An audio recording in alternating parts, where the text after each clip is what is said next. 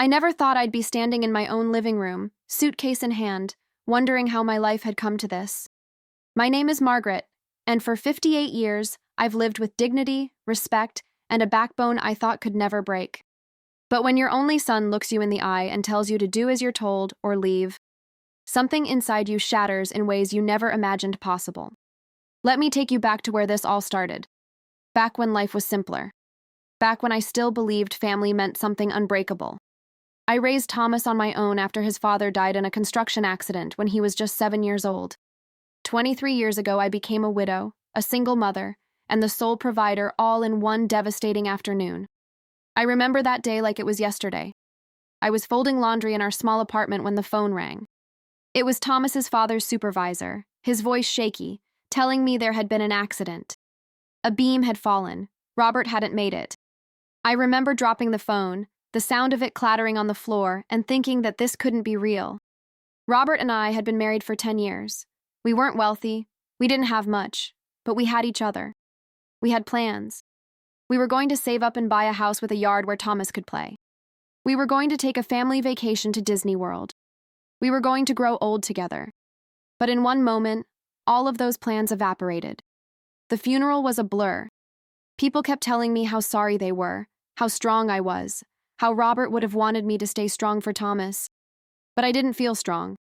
I felt like I was drowning, like I was watching my life from underwater, everything muffled and distant and wrong. Thomas didn't understand at first. He was only 7. He kept asking when Daddy was coming home, kept waiting by the window for Robert's truck to pull into the parking lot. I had to explain, over and over, that Daddy was gone, that he wasn't coming back. I held Thomas while he cried, even though I wanted to fall apart myself. But I couldn't fall apart. I had a son who needed me. The insurance money from Robert's death barely covered the funeral and a few months of expenses. I had to figure out how to support us, and fast. I'd been a stay-at-home mom since Thomas was born, hadn't worked outside the home in years. My high school diploma and outdated secretarial skills didn't qualify me for much. So I did what I had to do. I worked 2 jobs for years, cleaned houses during the day, and waited tables at night, all to make sure my boy had everything he needed. I wanted him to have opportunities I never had, to go to college, to build a life better than mine. Those early years were brutal. I was exhausted all the time, running on coffee and determination and not much else. I'd wake up at 5 in the morning, get Thomas ready for school, drop him off, and then head to my first cleaning job. I'd clean 3 or 4 houses a day, scrubbing toilets and mopping floors and dusting furniture. My back ached constantly. My hands were raw from harsh chemicals, but I couldn't stop. Every dollar I earned went toward rent, food, Thomas's school supplies. In the evenings, I'd pick Thomas up from after-school care and rush to get ready for my waitressing shift. Mrs. Rodriguez, our neighbor, would watch Thomas for a few dollars a night. I'd work from 6 until closing, usually around 11, serving food and drinks with a smile plastered on my face even when customers were rude or demanding. My feet hurt so badly by the end of each shift that I'd limp to my car. I'd get home around midnight, check on Thomas, and then fall into bed for a few hours before starting all over again. But you know what? I never regretted it, not once. Because every sacrifice I made meant Thomas had clothes that fit, food in his stomach, a safe place to sleep. It meant he could join the school soccer team, even though uniforms and cleats cost money we barely had. It meant he could go on field trips with his class. It meant he could just be a kid, without worrying about money or bills or adult problems. Thomas was such a good kid. Even as a young boy, he seemed to understand that things were hard for us. He never complained when we couldn't afford the expensive toys his friends had. He was grateful for everything, always saying thank you, always telling me he loved me. He'd leave me little notes before school, stick figure drawings of the 2 of us with hearts around them. He'd say, "Mom, when I grow up, I'm going to take care of you. I'm going to buy you a big house and you'll never have to work again." And I believed him. I believed in the goodness of my boy. And he did. Thomas graduated with a business degree, got a good job at a marketing firm downtown, and eventually met Jessica. But let me tell you about the years in between, because they mattered. They shaped who Thomas became, for better and for worse. When Thomas was in high school, I decided to go back to school myself. I'd been watching him study, helping him with homework, and I realized I wanted more for myself too. I wanted to show him that it was never too late to improve your situation, to reach for something better. So I enrolled in night classes at the community college, working toward my nursing assistant certification. It meant less sleep, more exhaustion, but also a sense of purpose beyond just survival. I'd study at the restaurant during slow periods, flashcards tucked into my apron pocket. Thomas would quiz me when I got home, both of us sitting at our tiny kitchen table, him helping me prepare for exams the same way I'd helped him all those years. I graduated from the nursing assistant program the same year Thomas graduated from high school. We had a little celebration, just the two of us, pizza and cake from the grocery store. Thomas gave me a card he'd made himself that said, "To the strongest woman I know, you inspire me every day." I still have that card tucked away in my drawer. Thomas got into the state university on a partial academic scholarship. I was so proud I cried for days, but the scholarship didn't cover everything. We still needed money for room and board, books, fees, all the extras. I took out loans in my name, supplemented with every penny I'd managed to save over the years. I was determined that my son would graduate without the burden of student debt hanging over his head. During his college years, Thomas would call me every Sunday. He'd tell me about his classes, his friends, the campus activities he was involved in. He joined the business club, made the dean's list every semester, landed internships that looked great on his resume. He was building the life I'd dreamed of for him. I was working at the hospital by then, better hours than cleaning houses and waitressing, but still physically demanding. I'd work double shifts when I could, extra overtime to send Thomas a little money here and there. He'd always say he didn't need it, that he was fine. But I knew college students always needed money. For textbooks, for gas, for pizza with friends. I wanted him to have a normal college experience, not one where he was constantly scraping by. When Thomas graduated, I took a personal day from work to attend the ceremony. I sat in that huge auditorium with thousands of other families, my heart bursting with pride as I watched my son walk across that stage. He'd done it. We'd done it. Despite everything, despite the odds, despite the struggles, my son was college educated. He had opportunities that I'd never had. He had a future. After graduation, Thomas moved to the city and got a job at a marketing firm. It wasn't a huge salary at first, but it was steady, professional work with benefits and room for advancement. He rented a studio apartment in a neighborhood that wasn't great but wasn't terrible. He was building his life, and I was so proud. We still talked regularly. He'd tell me about projects he was working on, challenges with clients, office politics. I'd tell him about the patients I was caring for, the quirky nurses I worked with, the small dramas of hospital life. We were close, or at least I thought we were. And then he met Jessica. I remember the first time he brought her home for dinner. She was beautiful, polished, with perfect makeup and designer clothes that probably cost more than my monthly grocery budget. Everything about her screamed money, privilege, a life so different from the one Thomas and I had lived. I tried to connect with her, asked about her interests, her family, her dreams. She answered with short, clipped responses, barely looking up from her phone. She seemed uncomfortable in my small apartment, like she was afraid of touching anything, like our modest surroundings were somehow contagious. I'd made Thomas's favorite meal, meatloaf and mashed potatoes, the same recipe I'd made for him growing up. Jessica picked at her food and said, "Oh, I don't really eat red meat. It's not good for you." She said it like it was a fact everyone should know, like I was foolish for not knowing better. Thomas, my sweet boy, my Thomas, who used to tell me everything, who used to hug me tight and say I was his hero. He looked at her like she hung the moon and stars just for him. He barely ate his own food, too busy watching her, making sure she was comfortable, apologizing for things that didn't need apologies. They dated for 2 years before getting engaged. I'll never forget the day Thomas called to tell me. I was so happy for him, thrilled that he'd found someone to share his life with. I planned their engagement party, spent weeks preparing, cooking all his favorite foods, decorating my small house to make it special. Jessica barely acknowledged my efforts, spent most of the evening taking selfies with her friends, posting them online with captions about her perfect life. But I pushed those feelings down. This was my son's happiness we were talking about. Who was I to judge? The wedding was extravagant, held at some fancy venue I could barely afford to attend even as the mother of the groom. I'd saved for months to buy a decent dress, something that wouldn't embarrass Thomas. Jessica's parents, wealthy people from the suburbs with multiple properties and expensive cars, barely spoke to me. I was the working-class widow, the woman who cleaned houses, not quite their caliber. During the reception, I overheard Jessica's mother talking to one of her friends. She said, and I quote, "Well, at least Thomas turned out presentable despite his humble beginnings. That poor woman did the best she could, I suppose. The best I could. As if raising a kind, educated, successful man wasn't enough." After the wedding, Thomas and Jessica moved into a nice apartment downtown, furnished it with trendy furniture and modern art I didn't understand. They seemed happy, or at least that's what I told myself during our increasingly rare phone calls. Thomas was always busy, always working late, always traveling for business. Jessica worked too, some corporate job she rarely discussed with me. I respected their space, their new life together. I didn't call too often, didn't show up uninvited, didn't pry into their affairs. I was determined to be the perfect mother-in-law, the one who didn't interfere, who gave them room to grow as a couple. But life has a way of throwing curveballs when you least expect them. About 6 months ago, I started having problems with my landlord. The house I'd been renting for 15 years was being sold.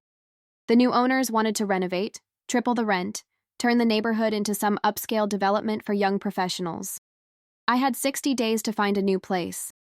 I searched everywhere, spent hours scrolling through listings, visiting apartments that were either too expensive or in dangerous neighborhoods. My budget was tight. Living on a modest pension and Social Security doesn't leave much room for flexibility. Every place I could afford was either falling apart or in areas where I didn't feel safe walking to my car. I was getting desperate when Thomas called one evening.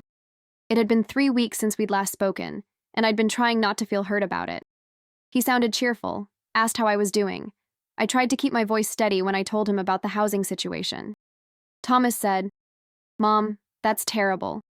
Listen, Jessica and I have been talking, and we think you should come stay with us for a while, just until you find something suitable." Relief flooded through me. My boy, my Thomas, he still cared.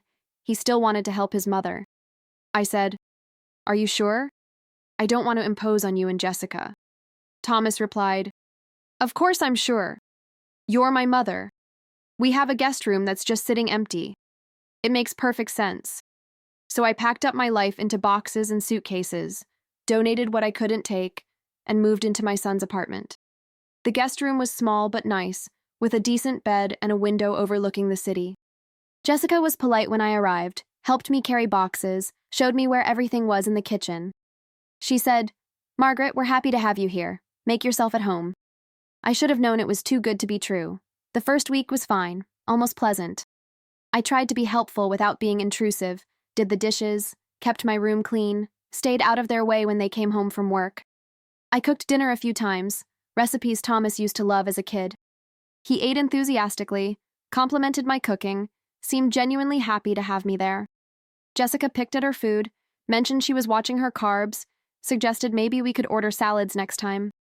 By the second week, the atmosphere started to shift. Jessica began making little comments, suggestions really, about how I could improve my routine. Maybe I could do my laundry on different days so it didn't interfere with theirs. Maybe I could shower earlier in the morning so the bathroom was free when she needed it. Maybe I could watch television with headphones because the sound bothered her when she was trying to work from home. I complied with everything. I didn't want to cause problems. I was grateful to have a roof over my head while I continued searching for affordable housing. But the market was brutal. Every place I looked at had multiple applicants, bidding wars, requirements I couldn't meet. I'd been out of the workforce for 2 years, and landlords wanted recent pay stubs, employment verification, things I couldn't provide. My pension and Social Security were stable, but nobody seemed to care about that. 3 weeks into my stay, I came home from a particularly discouraging apartment viewing to find Jessica waiting for me in the living room. Thomas wasn't home yet, and something about the way she was sitting there, arms crossed, made my stomach clench.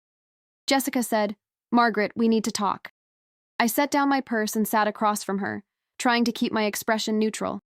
She looked at me with those cold, calculating eyes, and I saw something there I'd been trying to ignore for years. Contempt. Pure, undisguised contempt. Jessica continued, "This arrangement isn't working out. You've been here almost a month, and honestly, it's affecting our quality of life. Thomas is too polite to say anything, but I'm not. We're newlyweds, we need our privacy, and having you here is putting a strain on our marriage. My heart started pounding. I said, I'm sorry if I've been in the way. I've been trying my best to find a place. The market is just very difficult right now. Jessica waved her hand dismissively. She said, That's not really our problem, is it? We offered you a temporary solution, but temporary has stretched into weeks. We need our space back. So here's what's going to happen. Thomas and I have discussed it, and we've decided that you need to give us your room. I stared at her, confused. I said, Give you my room? I don't understand. You have the master bedroom. Jessica smiled, but there was no warmth in it. She said, The master bedroom isn't big enough for what we need. We want to convert the guest room, your room, into a home office and gym combo. It has better light, better space. You can sleep on the couch in the living room. We'll get you some storage bins for your things. I couldn't believe what I was hearing. I said, You want me to sleep on the couch? Jessica, I'm 58 years old. I have back problems. I can't sleep on a couch indefinitely. Jessica shrugged. She said, Then I guess you better find somewhere else to live quickly. But until you do, those are the terms. Take it or leave it. I wanted to argue, wanted to tell her exactly what I thought of her entitled attitude, but I held my tongue. This was my son's wife, his choice, his life. I didn't want to cause a rift between them because of me. I said, Let me talk to Thomas about this. This is his home too. Jessica laughed, actually laughed at me. She said, Go ahead, talk to Thomas, see what he says, but I promise you he's going to side with his wife. That's what good husbands do. When Thomas came home that evening, I was waiting for him. I'd rehearsed what I wanted to say, how to explain the situation without sounding like I was attacking Jessica. I needed him to understand that I wasn't trying to overstay my welcome, that I was actively looking for a place, that I just needed a little more time. I said, Thomas, honey, can we talk for a minute? He looked tired, stressed from work, and my heart ached for him. But I pressed on. I explained what Jessica had proposed, tried to keep my voice steady and reasonable. Thomas listened, but I could see him shutting down before I even finished. He rubbed his face with both hands, a gesture he'd done since he was a little boy when he was uncomfortable. He said, Mom, Jessica has a point. We are newlyweds. We do need our space. And honestly, having you here has been harder than we expected. You're always here, always around. We can't relax in our own home. Those words hit me like physical blows. I said, Thomas, I've been trying to stay out of your way. I spend most of my time in my room. I've been nothing but respectful of your space. Thomas said, I know you think that, but it's not the same. Jessica feels uncomfortable in her own home. That's not fair to her. She's my wife now. I have to put her first. I felt tears burning behind my eyes, but I refused to let them fall. I said, I understand that she's your wife. I would never ask you to choose between us.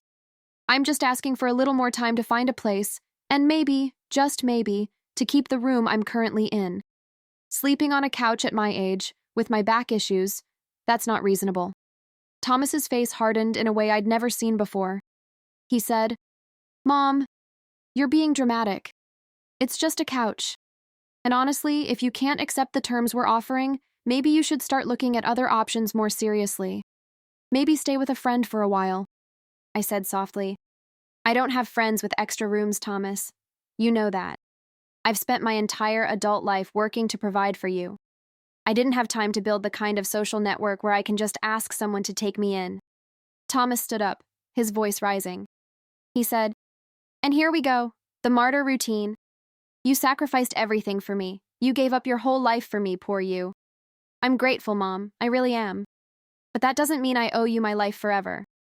I have my own family now, my own responsibilities. You need to figure this out. I stood too, my whole body trembling. I said, Thomas, I never asked you to owe me anything. I loved you. I provided for you because that's what mothers do. But I'm asking you right now for help, for compassion, for a little understanding while I navigate a difficult situation. Jessica appeared in the doorway then, arms crossed, a satisfied smirk on her face. She said, Is there a problem here? Thomas turned to her, his expression softening instantly. He said, No, honey, no problem. Mom and I were just discussing the new arrangement. Jessica walked over and slipped her arm through Thomas's. She said, looking directly at me, "Margaret, I think it's important that you understand something. This is our home. Thomas and I make the decisions here. If you want to continue staying with us, you follow our rules. It's that simple. Otherwise, well, we'll help you pack." I looked at my son, this man I'd raised, this man I'd sacrificed everything for, and I didn't recognize him. He stood there, arm around his wife, looking at me like I was an inconvenience, a burden, a problem to be solved. I said quietly, "Thomas, is this really what you want?" He didn't even hesitate. He said, "Mom, just do as you're told or get out. It's not that complicated. Do as you're told or get out." My own son, my baby boy. The child I'd rocked to sleep, nursed through fevers, cheered at soccer games, put through college. He was telling me to obey or leave. Something inside me snapped. Not broke, but snapped into place. A clarity I hadn't felt in years washed over me. I realized that I'd been so busy trying to be the perfect mother, the non-intrusive mother-in-law, the grateful houseguest, that I'd forgotten who I actually was. I was Margaret Elizabeth Hartley. I'd survived widowhood, raised a son alone, worked 2 jobs for years, put myself through night school to get my nursing assistant certification, and built a life on my own terms. I wasn't some helpless old woman who needed to accept crumbs of affection from her ungrateful son.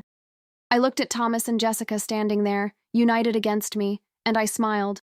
Not a sad smile, not a defeated smile, but a smile of absolute resolution. I said, "You're right, Thomas. This is your home. And you know what?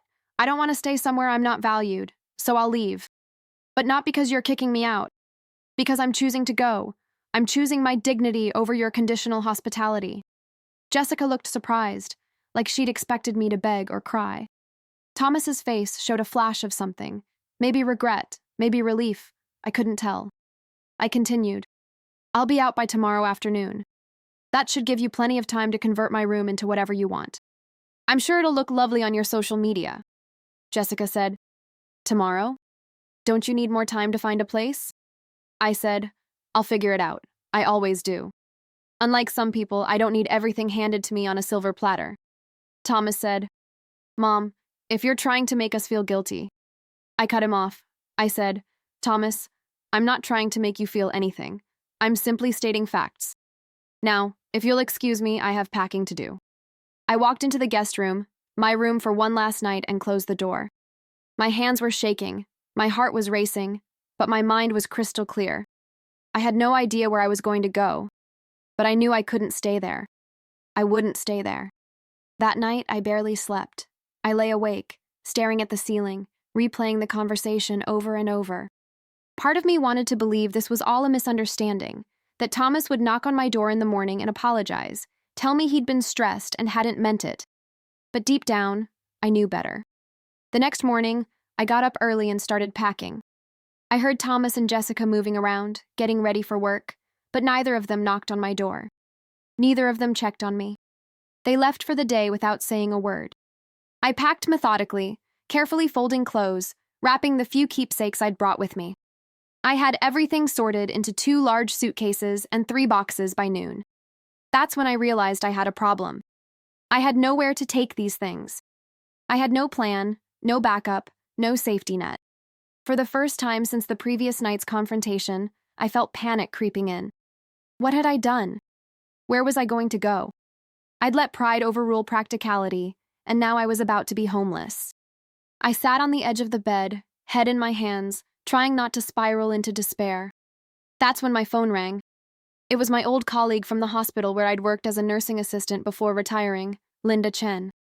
We'd stayed in touch over the years, occasionally meeting for coffee, but we hadn't spoken in a few months. Linda said, "Margaret, how are you? I was just thinking about you and realized we haven't caught up in ages. Want to grab lunch today?" I tried to keep my voice steady. I said, "Linda, actually, your timing is perfect. I could really use a friend right now." Something in my tone must have worried her because she immediately said, "What's wrong? Are you okay? Where are you?" And then, to my horror, I started crying. Not gentle tears, but huge, gasping sobs that came from somewhere deep inside me. All the emotion I'd been holding back, all the hurt and betrayal and fear, it all came pouring out. Linda said, "Margaret, tell me where you are. I'm coming to get you right now." Through my tears, I managed to give her Thomas's address. She said she'd be there in 20 minutes. True to her word, Linda pulled up in her sensible sedan exactly 19 minutes later. I'd managed to compose myself enough to wash my face and load my belongings by the front door. When I opened the door and saw her concerned face, I almost started crying again. Linda took one look at me and said, "Forget lunch. We're going to my place and you're going to tell me everything." We loaded my things into her car, and I left my key to Thomas's apartment on the kitchen counter. I didn't leave a note. What was there to say? Linda lived in a modest 2-bedroom house in a quiet neighborhood about 30 minutes outside the city. She'd been widowed 8 years ago and lived alone since her daughter moved to California. The drive there was mostly silent. Linda seemed to sense that I needed time to gather my thoughts. Once we were settled in her cozy living room with cups of tea, I told her everything. The housing situation, moving in with Thomas, Jessica's demands, the confrontation, Thomas's words. Linda listened without interrupting, her expression growing more outraged with each detail. When I finished, Linda said, "That little ungrateful, disrespectful, I can't even think of words bad enough for what I want to call them both." Despite everything, I laughed. Linda had always been fiery, passionate, unafraid to speak her mind. It was one of the things I loved about her. Linda continued, "Margaret, listen to me. You're staying here. I have a spare bedroom that never gets used. You're moving in, and I won't hear any arguments about imposing or being a burden. We're friends. This is what friends do." I said, "Linda, I can't just move in with you. I need to find my own place." Linda said, "And you will. But you'll do it from here, where you're safe and valued and treated like a human being deserves to be treated. My house is paid off, my expenses are minimal, and I could use the company. Please, Margaret, let me help you." I wanted to protest, to maintain my independence, to prove I could handle everything on my own. But the truth was, I was exhausted. Exhausted from years of sacrificing, from always being strong, from never asking for help. So I said yes. That first week at Linda's house was healing in ways I didn't expect. She gave me space when I needed it and company when I didn't want to be alone. We fell into an easy routine, cooking meals together, watching old movies, taking evening walks through her neighborhood. She treated me like an equal, a friend, not a charity case or a burden. But I was restless. I needed a plan, a purpose, a way forward. I spent hours online looking at housing options, but the same problems persisted. Everything was either too expensive or unsuitable. My pension and Social Security were enough to live on, but barely, and saving enough for first and last month's rent plus a security deposit felt impossible. One evening, about 10 days after I'd moved in with Linda, I was particularly discouraged. I'd looked at 15 listings that day, and none of them were viable. I was sitting at Linda's kitchen table, calculator in hand, trying to make my numbers work, when Linda sat down across from me. She said, "I've been thinking about something, and I want you to hear me out before you say no." I looked up from my calculations. I said, "Okay." Linda said, "What if you didn't just stay here temporarily? What if you moved in permanently? We could split the utilities and groceries, but you wouldn't need to pay rent. You could save your money, build up a cushion, maybe even do something you've always wanted to do but never had the resources for." I immediately started to protest. I said, "Linda, that's too generous. I can't take advantage of your kindness like that." Linda held up her hand. She said, "Stop. Just listen. I'm not offering this out of pity. I'm offering because it makes sense for both of us. This house is too big for one person. I get lonely sometimes. My daughter keeps nagging me to move closer to her, but I love it here. I love my house, my neighborhood, my life, but I wouldn't mind having a friend around. Someone to share meals with, to talk to make this place feel like a home again instead of just a house." I said, "But what do I bring to this arrangement? You're offering me everything, and I have nothing to give in return." Linda smiled. She said, "Margaret, you're the most giving person I know. You spent your entire adult life taking care of others. Let someone take care of you for once. Besides, I'm not offering charity. I'm offering friendship and partnership. We'd be housemates, equals.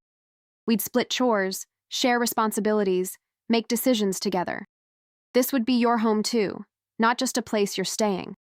I felt tears welling up again, but this time they were tears of gratitude, of relief, of hope. I said, "Are you sure about this?" Linda reached across the table and squeezed my hand. She said, "I've never been more sure of anything. Say yes, Margaret. Say yes and let's build something good together." So I said yes. And for the first time in months, I felt like I could breathe again. Moving in permanently with Linda wasn't just about having a roof over my head. It was about rediscovering who I was outside of my role as Thomas's mother. Linda encouraged me to pursue interests I'd neglected for years. She signed us both up for a watercolor painting class at the community center. She convinced me to join her book club. She introduced me to her circle of friends, vibrant women who welcomed me without judgment. I started volunteering at a local food bank twice a week, using my organizational skills to help sort and distribute donations. I found purpose there, found satisfaction in helping others who were struggling, just like I had been. But through all of this, I couldn't stop thinking about Thomas. Part of me was still hurt, still angry, still heartbroken by how he'd treated me. But another part of me, the mother part that would always love him no matter what, wanted to understand what had happened to my kind, compassionate boy. I didn't call him, and he didn't call me. Weeks turned into months. I celebrated my 59th birthday at Linda's house with her friends, blowing out candles on a homemade cake, surrounded by people who genuinely cared about me. Thomas didn't call, didn't text, nothing. Linda noticed my sadness that day. After everyone left, she sat with me on the couch and said, "You're thinking about him." I nodded. I said, "I raised him to be better than this. I don't understand what happened." Linda said, "Sometimes people surprise us. Sometimes they disappoint us. But Margaret, you can't control his choices. You can only control how you respond to them, and you've responded with grace and dignity." I said, "I don't feel very graceful. I feel angry and hurt and confused." Linda said, "That's okay too. You're allowed to feel all of those things, but don't let those feelings consume you. You've built a good life here. You're happy, most of the time. Don't give Thomas the power to take that away from you." She was right, of course. I was happy. I'd found joy in unexpected places, built friendships that nourished me, discovered parts of myself I'd forgotten existed. But there was still a Thomas-shaped hole in my heart that nothing seemed to fill. About 4 months after I'd left Thomas's apartment, Linda came home from the grocery store with interesting news. She'd run into one of her former co-workers who lived in the same apartment building as Thomas and Jessica. Linda said hesitantly, "Margaret, I heard something today. I don't know if you want to know, but I think you should." My stomach clenched. I said, "What is it?"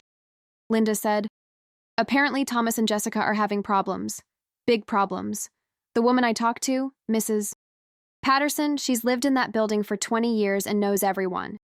She said there's been a lot of fighting, loud arguments, doors slamming.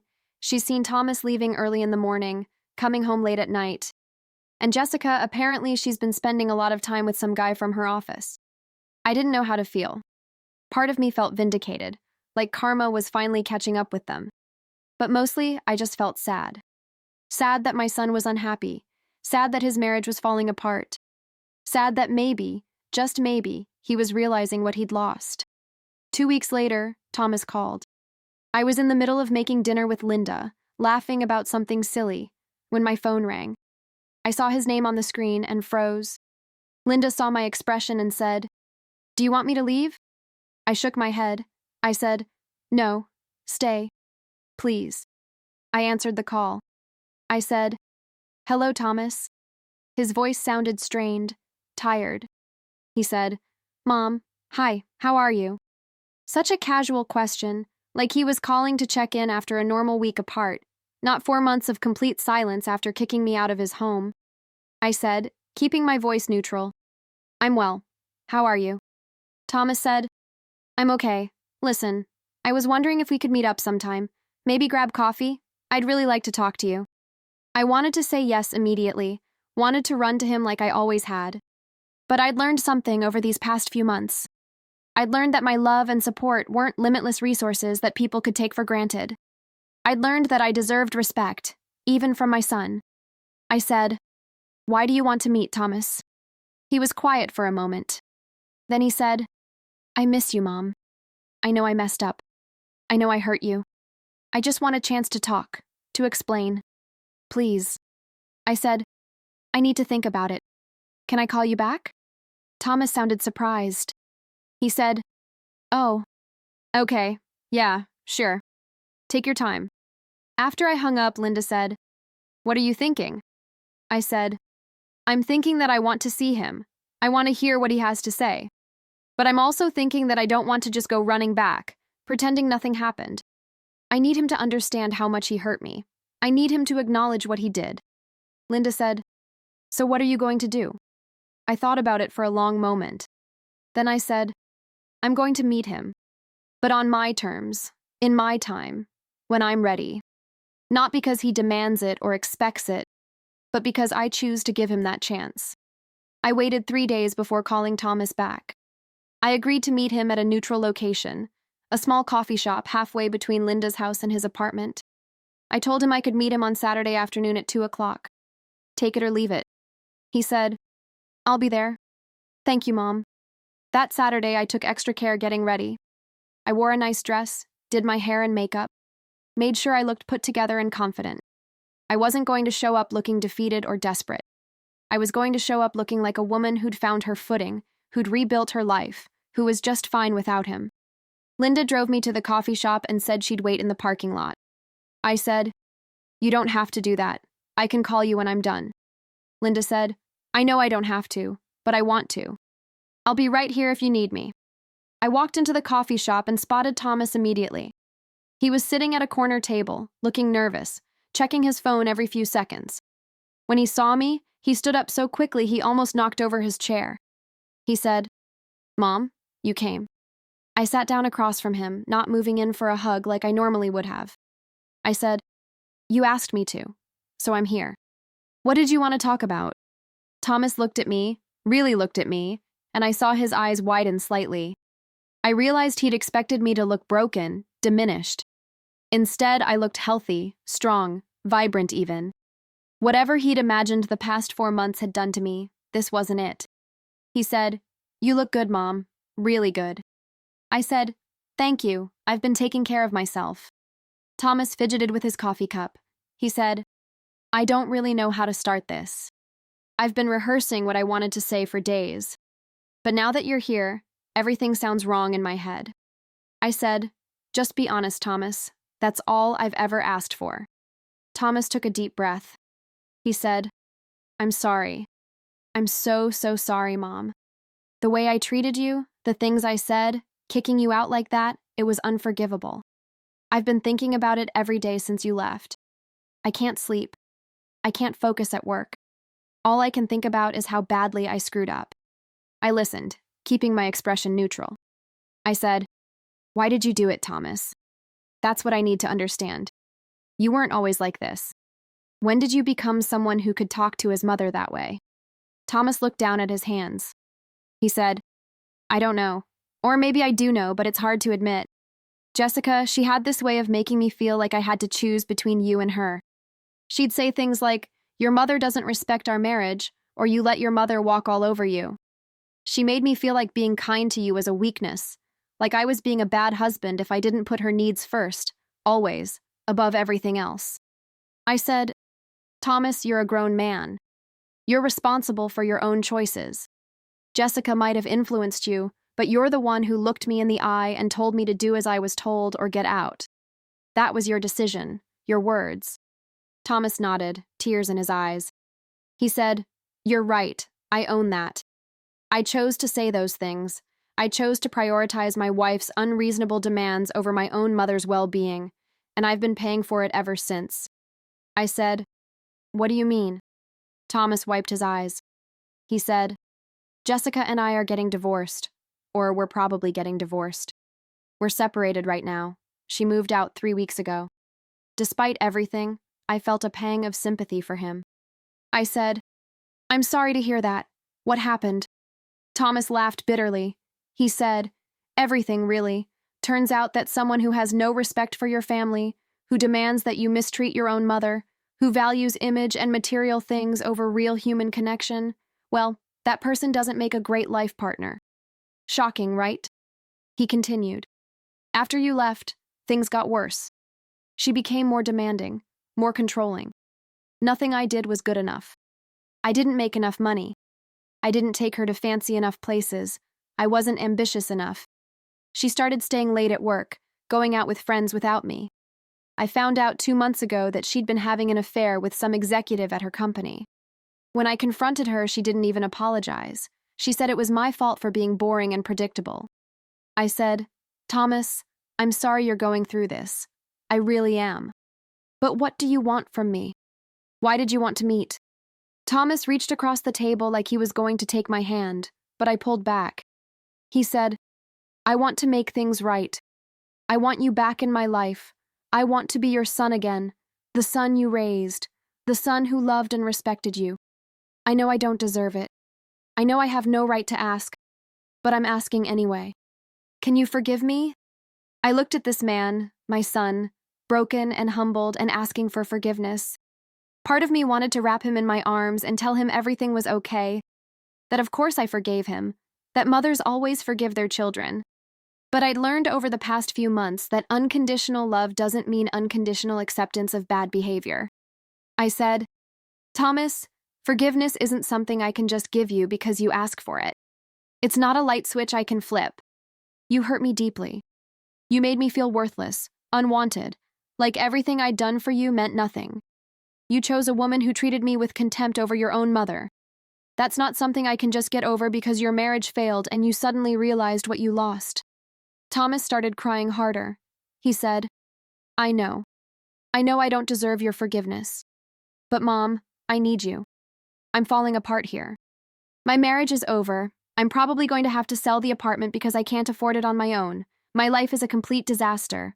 And all I can think about is how I had you. I had your love and support, and I threw it away for nothing. I felt my own eyes burning with tears, but I held them back. I said, Thomas, listen to me. I will always love you. You're my son, and that will never change. But love doesn't mean I have to let you back into my life like nothing happened. You need to understand something. I'm not the same person I was 4 months ago. I've built a new life. I have friends, activities, purpose. I'm happy. And I'm not going to sacrifice my happiness and peace of mind just to make you feel better about your guilt. Thomas looked stunned. He said, So that's it? You're just done with me? I said, I didn't say that. What I'm saying is that if you want to be in my life, it has to be on different terms. You need to respect me. You need to value me. You need to show me, through your actions, not just your words, that you understand what you did wrong and that you're committed to doing better. That doesn't happen in one conversation over coffee. Thomas said, Tell me what to do. Tell me how to fix this. I stood up. I said, I can't tell you how to fix this, Thomas. That's something you need to figure out on your own. I suggest you start by figuring out who you want to be as a person, not as a husband, not as a son, but as a human being. What are your values? What kind of man do you want to be? Because the man who kicked his mother out of his house, that's not the man I raised, and I'm not interested in having a relationship with that person. I started to walk away, but Thomas called out, Mom, wait, please. I turned back. He said, Where are you staying? How can I reach you? I want to do better. I want to prove to you that I can change. I said, I'm staying with a friend. I'm safe, I'm happy, and I'm exactly where I need to be. You have my cell phone number. If you want to work on rebuilding our relationship, you can call me. But Thomas, don't call me because you're lonely, or because your life fell apart. Call me when you've actually done the work to become a better person. Call me when you have something real to offer, not just apologies and guilt. I walked out of that coffee shop with my head high. Linda was waiting in the car, and when I got in, she said, How did it go? I said, I think I'm finally learning to value myself as much as I value others. Linda smiled and squeezed my hand. She said, That's my girl. The weeks after that meeting were interesting. Thomas did call several times. But instead of demanding my time or expecting immediate forgiveness, he shared what he was doing. He'd started seeing a therapist to work through his issues. He'd joined a men's support group at a local community center. He'd taken up running and volunteering at an animal shelter. He was making changes, real changes, not because I'd asked him to, but because he wanted to be better. We started having phone conversations, short at first, gradually getting longer. They weren't the same as before. There was a formality to them, a carefulness. We were two people learning how to be in each other's lives again, and it was slow, sometimes awkward work. About 2 months after our coffee shop meeting, Thomas asked if he could visit me at Linda's house. I talked to Linda first, made sure she was comfortable with it. She said, "Margaret, this is your home too. You don't need my permission to have visitors. But I appreciate you asking. Of course he can come over." I was nervous the day Thomas came to visit. I'd told him Linda would be there, that this wasn't just about him and me, but about him respecting my whole life, including the friendships and home I'd built. When Thomas arrived, I watched him take in Linda's modest but warm home. He looked around with what seemed like genuine interest and said, "This is really nice, Mom. It suits you." Linda came out of the kitchen and extended her hand. She said, "You must be Thomas. I'm Linda. I've heard a lot about you." Thomas shook her hand and said, "All bad, I'm sure. I wouldn't blame you if you kicked me out right now." Linda said, "Your mother doesn't speak badly about you. Even after everything, she's never said an unkind word. That should tell you something about the woman you hurt." Thomas nodded, properly chastened. We sat in the living room, the three of us, and talked. Not about the past, not about the drama, but about current things. Thomas talked about his therapy, about things he was learning about himself. He talked about how his divorce was progressing, how he was adjusting to living in a smaller apartment, how he was rebuilding his life. He said, "I sold the apartment, the one I shared with Jessica. I couldn't afford it alone, and honestly, I didn't want to stay there. Too many bad memories. I found a small place closer to my office. It's just a 1-bedroom, nothing fancy, but it's mine. I'm furnishing it slowly, actually thinking about what I want, not just buying stuff to impress people." I said, "That sounds healthy, Thomas. I'm glad you're making thoughtful choices." Thomas looked at me directly. He said, "I've been thinking a lot about what you said at the coffee shop, about figuring out who I want to be, and I realized that somewhere along the way, I'd become someone I didn't recognize. Someone who valued appearance over substance, who chose temporary comfort over lasting relationships, who hurt the people who loved me most. That's not who I want to be." Linda excused herself to give us some privacy. But before she left, she said, "Thomas, your mother is one of the strongest, most resilient people I know. She's built a beautiful life here. I hope you realize what a gift it is that she's giving you another chance." Thomas said, "I do. I really do." After Linda left, Thomas said, "I owe you more than an apology, Mom. I owe you restitution. I know I can't give you back those months, can't undo the pain I caused. But I want to do something tangible to show you that I'm serious about making amends." I said, "Thomas, I don't want your money or your gifts. That's not what this is about." Thomas said, "I know. But there's something I want to tell you. When I sold the apartment, I made a decent profit. And I've been thinking about what to do with that money. I want to give you half of it." I immediately started to protest, but he held up his hand. He said, "Please let me finish. You spent your entire adult life sacrificing for me. You worked multiple jobs, denied yourself things you wanted and needed, all so I could have opportunities. You never asked for anything in return. Well, now I'm in a position to give something back. Not because I think money can fix what I did, but because you deserve financial security. You deserve to not have to worry about how you'll make ends meet." I said, "Thomas, that's a very generous offer, but I can't accept it. I'm doing fine. Linda and I have worked out an arrangement that works for both of us." Thomas said, "I know you're doing fine, but fine isn't the same as secure. Please, Mom, let me do this one thing. Let me give you the security you gave me all those years. You can save it, invest it, use it however you want. Or don't use it at all. Just know it's there, a cushion, a safety net. The way you were my safety net for so many years." I looked at my son, saw the earnestness in his face, and realized this wasn't about the money. This was about him taking concrete action to show he understood the depth of what I'd done for him. This was him acknowledging, in a tangible way, the value of my sacrifices. I said, "If I accept this, it doesn't mean everything is fixed between us. It doesn't erase what happened." Thomas said, "I know. I'm not trying to buy forgiveness. I'm trying to show you that I recognize what you gave up for me, and I want to honor that in whatever small way I can." So I accepted. Thomas transferred a significant sum of money into my account, enough that for the first time in my adult life, I had real financial security. But more important than the money was what it represented. Thomas finally understanding the weight of what I'd carried for him all those years. Our relationship continued to slowly rebuild. We met for lunch every couple of weeks. We talked on the phone regularly. Thomas started asking about my life, my activities, my friends, showing genuine interest instead of just waiting for his turn to talk. He met my book club friends, came to watch me volunteer at the food bank, attended a small art show at the community center, where some of my watercolors were displayed. One day, about 6 months after that first coffee shop meeting, Thomas said, "You know what's funny? I'm happier now than I was when I had everything. The fancy apartment, the marriage, the image of success. None of that mattered. What matters is this, being able to talk to you, being part of your life again." I was so stupid to risk losing it. I said, "We all make mistakes, Thomas. The question isn't whether we mess up, it's what we do after. You've done the work.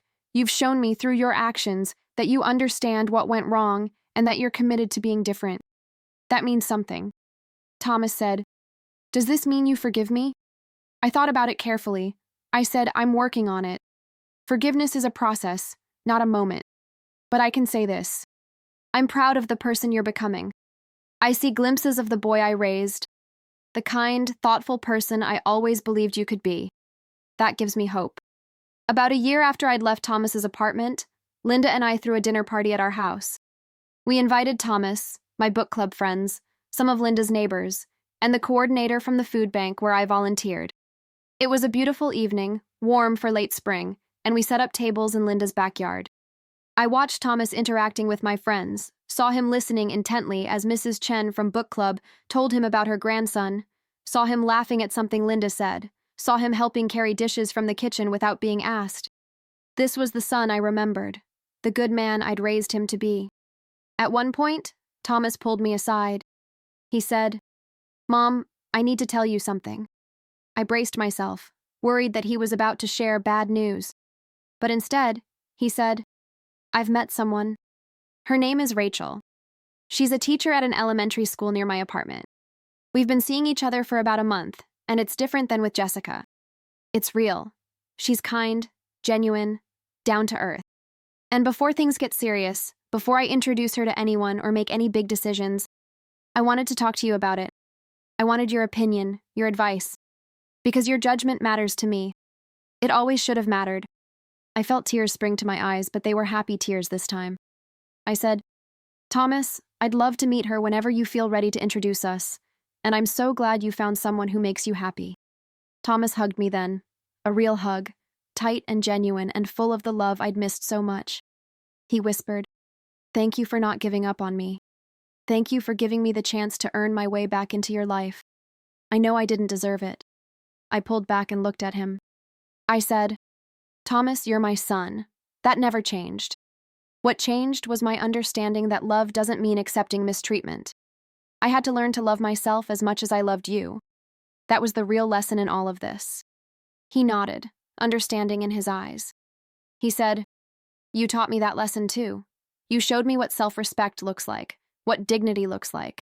You could have come running back the moment I called, desperate and broken. But you didn't. You made me work for it, made me prove I was worth your time and trust. That's what real love looks like." As the evening wore on, I stood in Linda's backyard, surrounded by people who cared about me, people I'd chosen to let into my life. I watched Thomas laughing with Linda, helping her light the candles on the tables as the sun set. I thought about the woman I'd been a year ago, lost and hurt and afraid, standing in that apartment with my suitcase, wondering how my life had gone so wrong. I thought about the journey I'd taken since then, the fear and uncertainty of those first days with Linda, the slow rebuilding of my sense of self, the discovery of new friendships, new interests, new purpose, the painful but necessary boundary setting with Thomas, the gradual reconciliation as he proved through his actions that he'd changed. Linda came up beside me and said, "You look happy." I said, "I am happy. Really genuinely happy. Not because everything is perfect, but because I've learned that I'm capable of building a good life for myself, with or without anyone else's approval." Linda said, "You know what I've learned from you this past year? That it's never too late to start over. That dignity and self-respect aren't selfish. That real friendship means supporting each other through the hard stuff, not just the easy times." I squeezed her hand. I said, "I couldn't have done any of this without you, Linda. You gave me a safe place to land when I had nowhere else to go. You helped me remember who I was before I became just Thomas's mother, just the woman who sacrificed everything for everyone else." Linda said, "You would have done the same for me. Actually, knowing you probably would have done more." Thomas approached us then, carrying 3 glasses of wine. He said, "I'd like to make a toast." Everyone gathered around as Thomas raised his glass. He said, "To my mom, Margaret, the strongest woman I know. You taught me what real strength looks like. It's not about never falling down. It's about getting back up, rebuilding, and refusing to let circumstances define you. You lost your home, your security, and temporarily your son, but you didn't lose yourself. You showed me that sometimes the most loving thing you can do for someone is refuse to accept their poor treatment of you. Thank you for being patient with me as I figured out how to be a decent human being. And thank you, Linda, for being the friend my mom deserved when I failed to be the son she deserved." There wasn't a dry eye in the backyard. We clinked glasses, and I felt a profound sense of peace wash over me. This was what healing looked like. Not forgetting the pain, not pretending it never happened, but integrating it into your story and moving forward stronger than before. That night, after everyone had left and Linda and I were cleaning up, she said, "I have to say, Thomas really has changed. I was skeptical at first, thought maybe it was just guilt talking. But he's genuine. He's doing the work." I said, "He is, and I'm proud of him. But I'm also proud of me. I'm proud that I didn't just cave, didn't sacrifice my dignity for the sake of peace. I set boundaries and I held them. That's something the old me would never have done." Linda said, "The old you was still pretty amazing, but the new you knows her worth. That's powerful." Over the following months, Thomas continued to be a positive presence in my life. He introduced me to Rachel, who was indeed lovely, warm, and kind, with a quick sense of humor. We had them over for dinner several times, and I could see that Thomas had learned from his mistakes with Jessica. He treated Rachel with respect, valued her opinions, and most importantly, he didn't ask her to choose between him and the other important people in her life. One evening, about 18 months after I'd left Thomas's apartment, he came over for our regular Sunday dinner. Rachel couldn't make it, had a family obligation, so it was just Thomas, Linda, and me. We'd finished eating and were sitting in the living room when Thomas said, "I have something I want to talk to you both about." Linda and I exchanged glances. Thomas continued, "Rachel and I are getting serious. We've been talking about moving in together, maybe getting engaged in the near future. And I wanted to ask you both something." He looked nervous, fidgeting with his hands the way he used to when he was a little boy about to ask for something important. He said, When Rachel and I get married, would you both be willing to come to the wedding?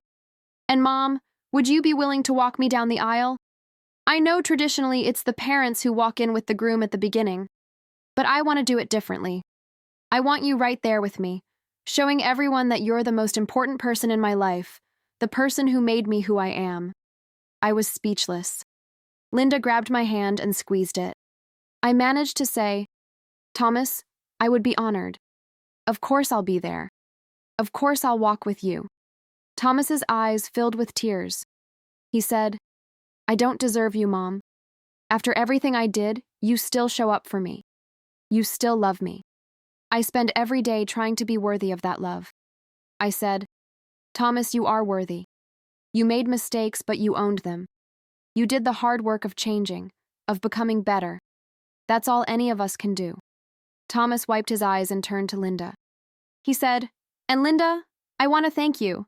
You didn't have to take my mom in. You didn't have to give her a home when I kicked her out of mine. But you did. You showed her the kindness and respect I should have shown her. You're part of our family now, whether you like it or not." Linda, who rarely got emotional, had tears streaming down her face.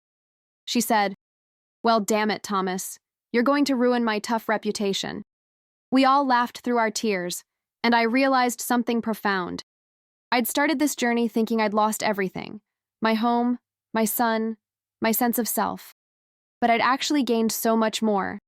I'd gained self-respect, true friendship, a community of people who valued me, and eventually, a stronger, healthier relationship with my son. The road had been painful. There were still moments when I remembered that afternoon, remembered Thomas telling me to do as I was told or get out, and felt that sharp pain in my chest. But the pain was different now. It wasn't the overwhelming, crushing pain of betrayal.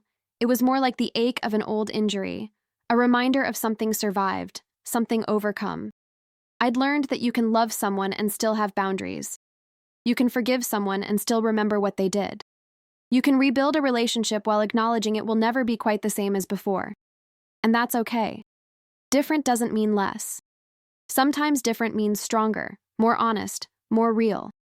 I was Margaret Elizabeth Hartley, 59 years old, and I'd finally learned the most important lesson of all: that loving yourself isn't selfish, that demanding respect isn't cruel, that walking away from mistreatment, even when it comes from someone you love deeply, isn't abandonment.